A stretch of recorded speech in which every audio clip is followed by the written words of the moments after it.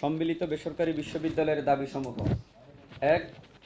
ছাত্র জনতার অংশীদারিত্ববিহীন সিদ্ধান্তে উপদেষ্টা পরিষদে ফ্যাসিবাদের দোসর প্রচার প্রসারকারী মোস্তফা সরোয়ার ফারুকী এবং শেখ বশিরকে স্থান দেয়া হয়েছে, যা শহীদের রক্তের সাথে স্পষ্ট বেইমানি ও গাদ্দারি এবং জুলাই বিপ্লবের স্পিরিট পরিপন্থী। জুলাই বিপ্লবের স্পিরিটকে ধারণ করে না এমন ব্যক্তিদের উপদেষ্টা পরিষদ থেকে অপসারণ করতে হবে এবং আগামীতে এমন কোনো ব্যক্তিকে নিয়োগ দেয়া যাবে না। ২. অন্তর্বর্তীকালীন সরকার এবং উপদেষ্টাগণ দেশের সার্বিক বিষয়ে সিদ্ধান্ত গ্রহণে ছাত্র প্রতিনিধিদের সাথে নিয়মিত যোগাযোগ রক্ষা করার কথা থাকলেও তারা সেটা নিশ্চিত করতে ব্যর্থ হয়েছেন। সেক্ষেত্রে পরবর্তী সময় থেকে দেশের সার্বিক পরিস্থিতি বিবেচনায় সিদ্ধান্ত নেয়ার ক্ষেত্রে ছাত্র প্রতিনিধিদের অংশগ্রহণ অবশ্যই নিশ্চিত করতে হবে। ৩. দেশের সামগ্রিক রাজনৈতিক পরিস্থিতি, সমসাময়িক বিষয় এবং বাংলাদেশের ভবিষ্যৎ নিয়ে বেসরকারি বিশ্ববিদ্যালয়ের শিক্ষার্থীরা অত্যন্ত উদ্বিগ্ন, চিন্তিত এবং সচেতন। সেজন্য রাষ্ট্রযন্ত্রে বেসরকারি বিশ্ববিদ্যালয়ের ছাত্র প্রতিনিধিদের অংশগ্রহণ অবশ্যই নিশ্চিত করতে হবে। ৪. বৈষম্য বিরোধী ছাত্র আন্দোলনে আহত অথবা নিহত সকল পরিবারকে পুনর্বাসন করতে হবে অতি দ্রুত সময়ের মধ্যে। পাশাপাশি হাসপাতালগুলোতে জুলাই বিপ্লবে আহতদের চিকিৎসা দেওয়ার ক্ষেত্রে যে সমন্বয়হীনতা, অব্যবস্থাপনা দেখা দিয়েছে সেটা অতি দ্রুত সময়ে নিরসন করতে হবে। কারণ আমরা বিশ্বাস করি যে যাদের আত্মত্যাগের উপরে দাঁড়িয়ে এ স্বাধীনতা আমরা পেয়েছি, তারা যদি সুষ্ঠু চিকিৎসা না পায় তাহলে এই স্বাধীনতার কোনো মূল্যই থাকবে না। ৫.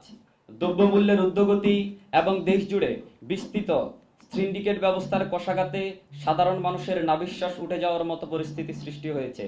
এমত অবস্থায় বাজার মনিটরিং সহ দেশের সকল পর্যায়ে সিন্ডিকেট প্রথা বিলুপ্ত করার জন্য ছাত্রদের অংশীদারিত্বের ভিত্তিতে অতি শীঘ্রই একটা পেট্রোল টিম গঠন করতে হবে।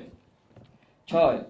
উপদেষ্টা পরিষদে কারা যাবে সেটা নির্ধারণে একটা কমিটি গঠন করতে হবে, যে কমিটিতে রাজনৈতিক দলের প্রতিনিধিদের সাথে পাবলিক বিশ্ববিদ্যালয়, প্রাইভেট বিশ্ববিদ্যালয়, জাতীয় বিশ্ববিদ্যালয়, ৭ কলেজ এবং মাদ্রাসার প্রতিনিধি অন্তর্ভুক্ত থাকবে। সকলের সম্মিলিত সিদ্ধান্তে উপদেষ্টা নিয়োগ হবে, কারো ইচ্ছামতো উপদেষ্টা নিয়োগ দেওয়ার এখতিয়ার কারো নেই। ৭. গণহত্যার বিচার কার্যক্রম নিশ্চিত করতে হবে। বিভিন্ন সংবাদ মাধ্যম ও সোশ্যাল মিডিয়ায় প্রকাশিত সংবাদ, তথ্যচিত্র যাচাই বাছাই করে দোষীদের বিরুদ্ধে যথাযথ ব্যবস্থা গ্রহণ করতে হবে এবং এই কার্যক্রমে অবশ্যই পরিচালনার জন্য ছাত্র প্রতিনিধিদের অংশীদারিত্বের ভিত্তিতে একটা তদন্ত কমিটি তৈরি করতে হবে এবং সেই তদন্ত কমিটিকে ওয়াকিবহাল রেখে নিয়মিত কাজের মধ্যে রাখতে হবে। আর সংবিধানের পুনর্লিখন ও সংস্কার করতে হবে। ৯. প্রাইভেটের শিক্ষার্থীরা উন্নত শিক্ষা ব্যবস্থার প্রয়োজনে নিজস্ব অর্থায়নে পড়াশোনা করে। সেক্ষেত্রে প্রাইভেট বিশ্ববিদ্যালয়গুলোতে 15% আরোপিত ব্যাট প্রত্যাহার করতে হবে এবং গবেষণা খাতে আরও বরাদ্দ বাড়াতে হবে। ১০. রাজনৈতিক গ্রহণযোগ্য ব্যক্তিত্ব, বাংলাদেশের মহান স্বাধীনতা সংগ্রামে অবদান আছে এমন ব্যক্তি এবং কৃষি নির্ভর বাংলাদেশে আন্তর্জাতিক মানের একজন বাংলাদেশি কৃষিবিদ বিজ্ঞানীকে উপদেষ্টা হিসাবে অতি শীঘ্রই নিয়োগ দিতে হবে। ১১. সকল সংস্কার কমিশনে জনমত জরিপের মাধ্যমে সংস্কার কার্যক্রম পরিচালনা করে জনসাধারণের কাঙ্ক্ষিত সংস্কার নিশ্চিত করতে হবে। ১২. জনপ্রতিনিধিবিহীন এই সময়ে সামাজিক নিরাপত্তা, গ্রাম্য বিচারিক আদালত চালু রাখার জন্য শক্তিশালী স্থানীয় সরকার মন্ত্রণালয়ে কার্যক্রম বৃদ্ধি করতে হবে। পাশাপাশি প্রাইভেট বিশ্ববিদ্যালয় থেকে একজন উপদেষ্টা নিয়োগ দিতে হবে।